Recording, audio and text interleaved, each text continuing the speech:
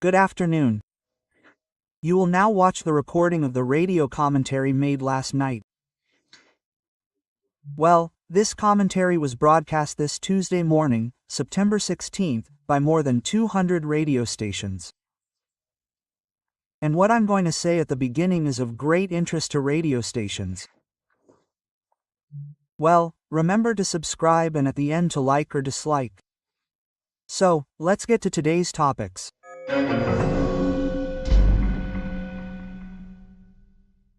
Good morning. According to what I saw on the official agency, that is, a government agency, official means it's from the government.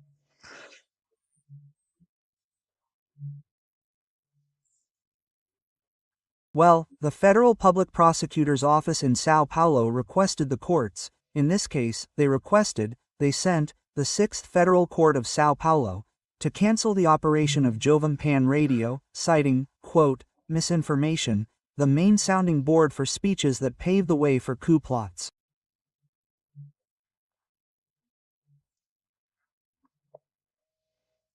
I imagine they waited for the conviction, last week's Supreme Court ruling to move forward with this.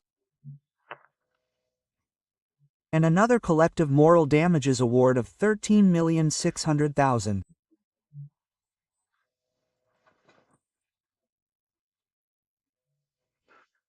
Now I'll read to you the Constitution, Article 220.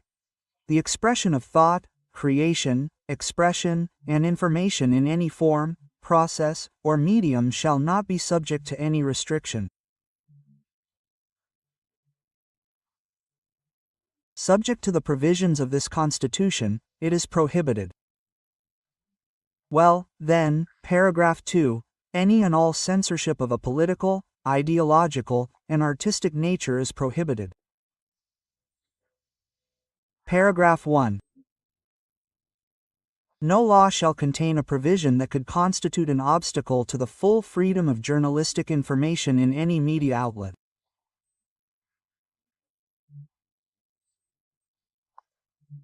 Also subject to the provisions of Article 5. Article 5 states that the expression of thought is free, anonymity is prohibited, etc.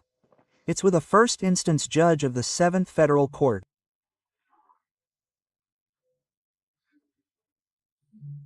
This is a way of scaring people who speak on the radio, right, of saying, look, we're going to get you, right? You can't express it, right? Well, I was at Jovem Pan at the time and Jovem Pan asked me to go on air on that January 8th and they asked me, right, well, what was it? What do you think happened? I said, look, I think it was a catharsis. Well, they were frustrated because they weren't served in front of the barracks. And then there was this invasion of buildings and a demonstration by the 3 branches of government, a kind of explosion. And it seems like it's there in the process saying that I was explaining. Of course I was explaining, right? Justifying, maybe they wrote, right? Well, justifying a catharsis for frustration. That's not me justifying, it's Sigmund Freud. I don't know if they know who he is, right?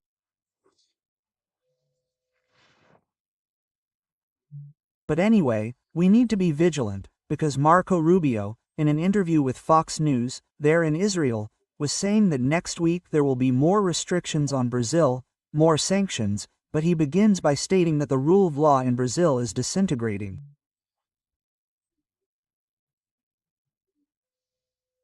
This is a way of disintegrating the rule of law by imposing censorship, right?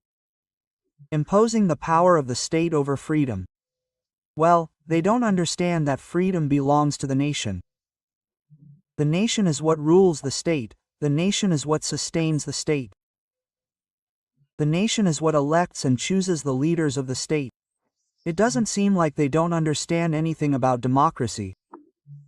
Although it's been so long since the Greeks talked so much about it, the Romans taught so much, right, about due process, right?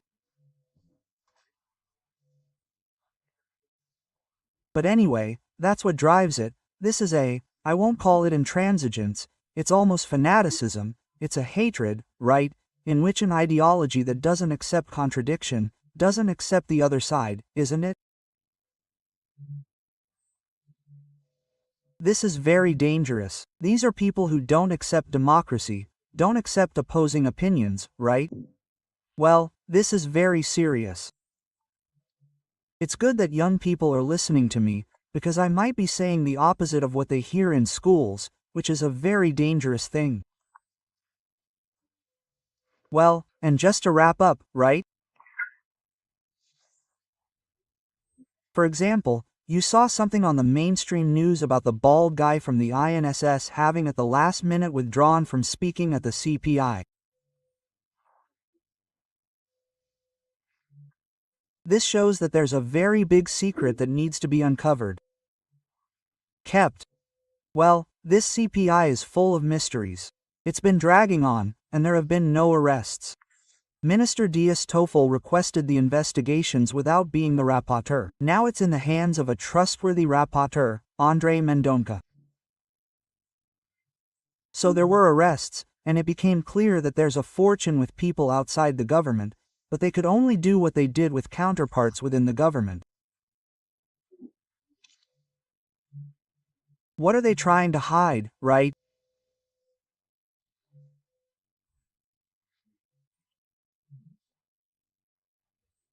Could it be that the traditional media, which receives so much funding from Brazilians, taxes, is revealing this huge scandal that involved stealing millions from old people in the social security system and stealing billions within the government apparatus using the state bureaucracy in Brasilia?